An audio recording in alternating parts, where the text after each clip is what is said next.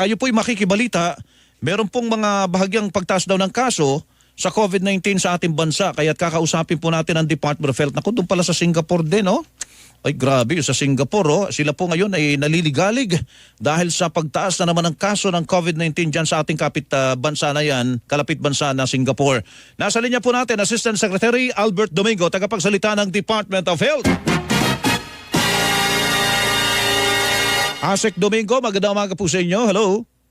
Magandang umaga po, Melo, at magandang umaga sa lahat nating mga kapuso. Good morning. Opo, tayo po ba may dapat ipag-alala kasi ang nakalagay sa mga balita, bahagyang tumaas ang kaso ng COVID-19 sa ating bansa. Akala ko, ano na tayo, tapos na po tayo doon dahil wala na pong nakataas na pandemya po, Asek? Ano po ba ang sitwasyon po sa ating bansa tungkol sa COVID?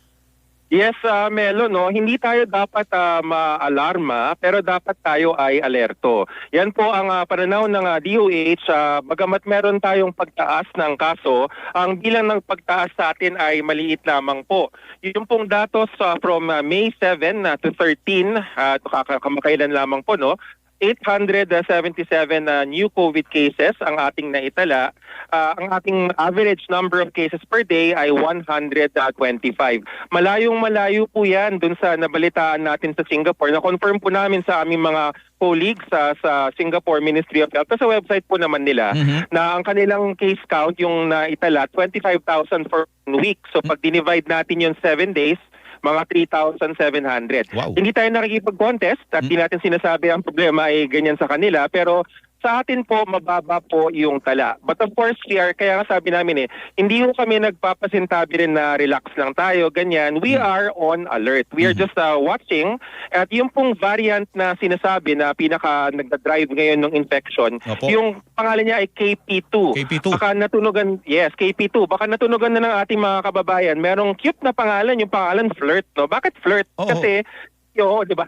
Yung Flirt kasi, yung mga letrang FLRT, yan ay tumatayo para sa mga amino acids na phenylalanine, leucine, yung ating arginine, saka yung threonine, FLRT. Opo. Merong isang scientist sa Canada na medyo mataba po ang utak ni Sir, no? Ginawa niya FLRT, and then it sounds like Flirt. Pero Opo. ibig sabihin lang po nun, nagpapalit yung sinasawag na spike protein. Yung pong anyo ng virus. Natural po yan sa mga virus sa coronavirus family. At ang mahalaga pong mensahe natin is, sa datos ng World Health Organization internationally at sa datos ng DOH Philippines locally, wala pong increased severity sa disease. Opo. Yan bang KP2 na yan, na bagong variant po, ano pong karakteristik po nito at ito ba'y nakapasok po dito sa Pilipinas?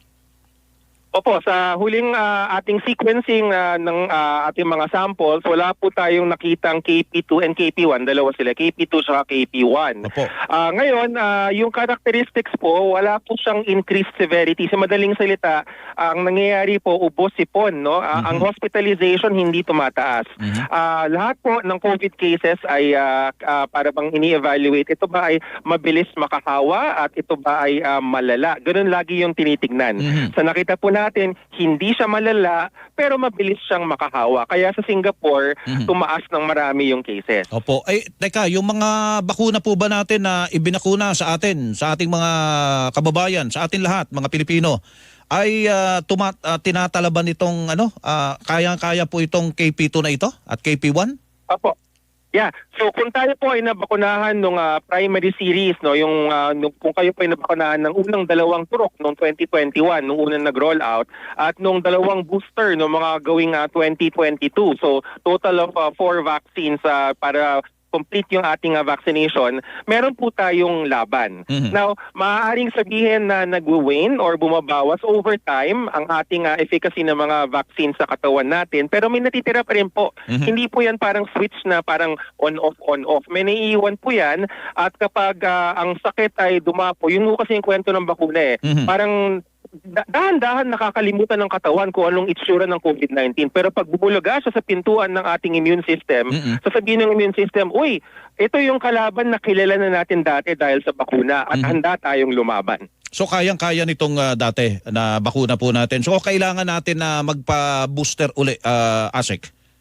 Yes, actually down the line na Melo, no, alam natin na sa takbo ng mga coronavirus kasi nga natural sa kanila ang nagmi-mutate, nagbabagong anyo. Hindi ho bago yan, no, alam na ng siyensya yan. Opo. Down the line, meron po maraming mga manufacturers nagde-develop ng mga bagong strain, no, bagong linya ng bakuna on an annual basis. Mhm. So kinakausap po natin ang mga manufacturers at inihikayat sila na pumasok sa Pilipinas, mag-apply sa Food and Drug Administration ng tinatawag na Certificate of Product Registration para maipasok sila sa merkado. Yun po ang ginagawa ng DOH ngayon. But to reassure our countrymen, our kapuso, ang atin pong immune state ngayon ay okay. Basis po namin yan. Nakikita namin yung bilang ng mga pasyente sa ospital, sa mga clinic. Mababa pa rin po yung count. Ayaw nating sabihin na bakit kailan kayo kikilos pag tumaas na. Hindi po, kaya nga nakabantay tayo. Yung ating ICU beds for COVID-19, 11% pa lang po yung occupancy. Tapos yung mga non-ICU beds for COVID-19, nasa 13% po.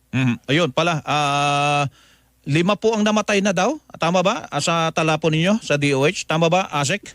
Yes po, no. Sa kasamaang palad from May 7 to 13, 5 yung namatay dahil sa COVID-19. Opo. So every death is death and every human life is precious. In public health, kaya lang po kami nagsasabi na parang hindi ganoon nakakabahala.